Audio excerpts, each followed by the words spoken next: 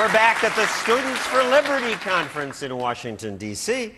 Let's talk about politics. This political season depresses me. It seems like most of the candidates want to make government bigger, they want to go to war with somebody, or they want to invade our bedrooms. That's been the trend in politics. But cheer up, says Nick Gillespie of Reason Television and the author of Declaration of Independence, How Libertarian Politics Can Fix What's Wrong with America.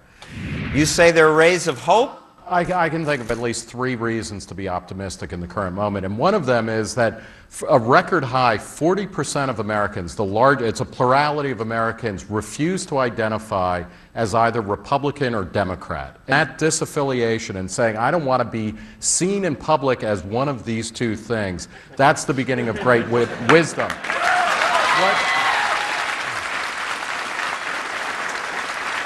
What we need to understand is that politicians and politics, it's like the Vinnie Barbarino of American life. It's the last person through the door. It's the last person to get the joke. The DIY culture, do-it-yourself culture, Lady Gaga culture, Republican and Democrat, liberal and conservative, does not offer up the flexibility and the personalization that being a libertarian does. And that's one of the reasons, not the only reason, but it's one of the reasons why so many people now are saying, Democrat, Republic, not me.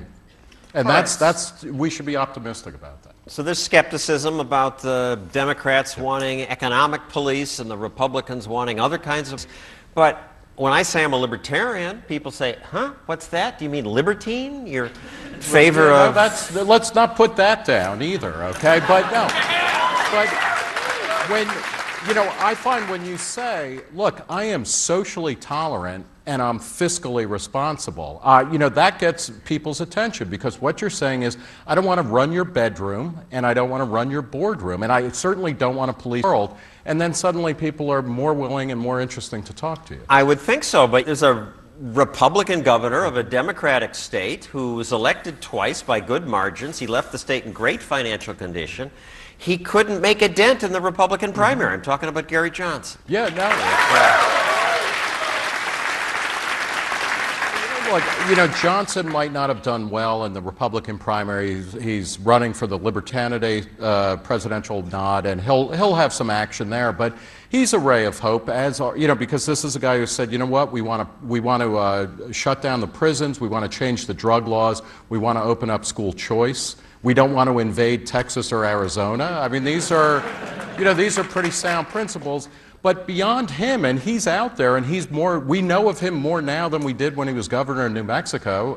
But beyond that, you have people like Ron Paul, you have groups like this. There is a movement growing out there about talking about these ideas and what they mean in real life. And one other ray of hope is that we are dead broke at the federal level, at the state level, and at the local level. And being poor, if you're interested in a radical change in government, being poor and being broke should never feel so liberating. Well, on that optimistic note, let's hear from you students. Do you have questions for Nick Gillespie of Reason Magazine?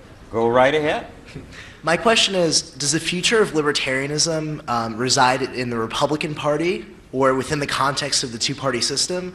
Or do you feel like libertarians should forsake the two-party system and try to go their own way?